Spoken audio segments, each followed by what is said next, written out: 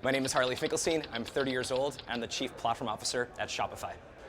Shopify allows makers, creators, and curators to sell anything, anywhere, and at any time. Shopify currently has 350 employees. We have 3 offices, Montreal, Ottawa, and Toronto. And culture for us is very important, as you can see from our lounge behind us. We do catered lunches every single day. We have a lot of education as part of the program here at Shopify. And we give everyone maid service twice a month, which is pretty neat. My name is Toby Lütke. I'm 33 years old, and I'm the founder and CEO of Shopify. What I'm most proud of Shopify is that we managed to assemble an absolutely world-class group of people right here in Ottawa, Canada.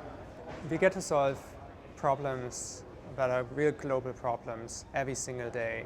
We make changes to a system that 80,000 store owners use and spend a lot of time with, and it's exhilarating. So what we're going to try and do is get to the big idea. But let's start the other way around. Let's start with some of your concerns, some of your thoughts.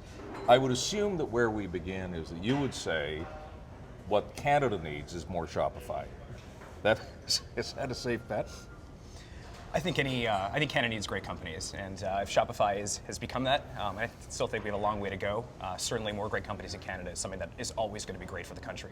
Okay, so to get more of that then, what do we need? I mean, if we're specifically talking about technology companies, right? Like one of the great things about technology companies is that they're not relying on a whole lot of external factors, right? They don't rely on government contracts in most cases and these kind of things. Is part of the big idea then that government should get out of the way as opposed to participating in that? Getting out of the way maybe seems a little bit strong, but certainly giving us the freedom to raise money and raise capital from other countries, from great investors, allow us the opportunity and the freedom to kind of do our thing. I think that's really advantageous. See, a lot of tech companies might say, look, the mecca for this is Silicon Valley. What are you guys doing sitting up in this cold, small town of Ottawa, running $1 billion company? I don't think there's a need to go south. We are a proud Canadian company. We're a proud Ottawa-based company. We think that Ottawa and Canada has been a competitive advantage for us. We're very focused here. We think access to talent here is incredible. There's amazing universities. There's amazing programmers, engineers, and designers. We think Canada's a great place to build a company. Okay, well, let's deal with that for a second. So if it's a matter of sort of showing more pride, a matter of sort of more self-confidence, what are we missing now that we need in order to get there?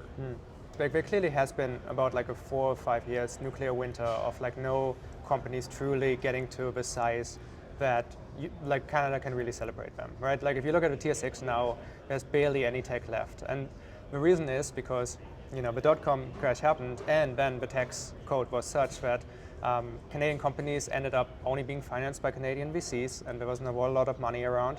So out of necessity, the exit strategy for all companies was essentially try to build to 100 million if possible, or somewhere around there, 50 million plus, and then sell to Americans, because that was really the only option that existed. What do we need culturally? Because when you guys started, were you sort of handed by other Canadian entrepreneurs sort of the playbook and did they say to you, I'm passing the torch to you? Did that happen? I think any Canadian entrepreneur that has had some success owes it to future Canadian entrepreneurs to pay it forward, to help them, to give them, maybe there's no playbook, and actually there is no playbook, but at least introduce them to the right people, to give them contacts, people that can help them, to kind of use them as a soundboard. This sort of chain of paying it forward needs to like not be broken, and like one large ingredient in this is just having some role models. Like sometimes when you're building a company out of necessity, there's just a gazillion things you have to learn and figure out, and if there isn't like one other company you can say which happens to be like in the same city or something like this, which actually kind of accomplished the thing you would like to accomplish recently, then that's going to be one of those kind of pieces of doubt that you're going to carry around with you. We've dealt with government, the role of government. We've dealt with corporate culture about paying it forward and the necessity to do it.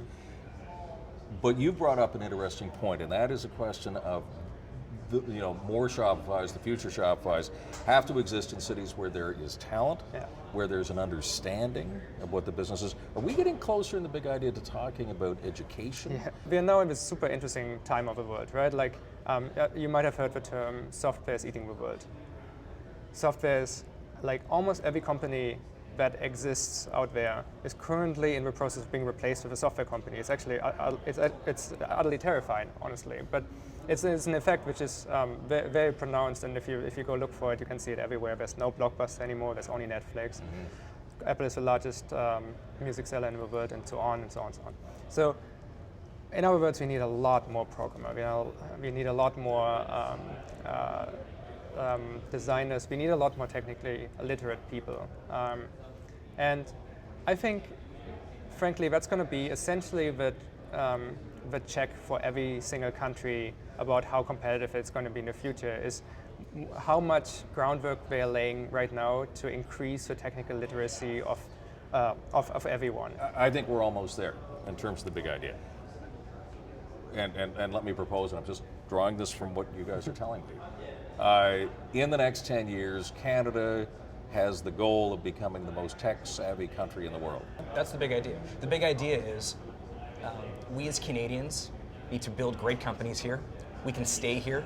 It's an amazing place to build great companies. There's an incredible support system. We do have to get a little bit louder about doing things and telling people what we're doing here, but I think that's the big idea. Okay, 33% of the TSX should be tech companies. Another part of the big idea. 2 big ideas.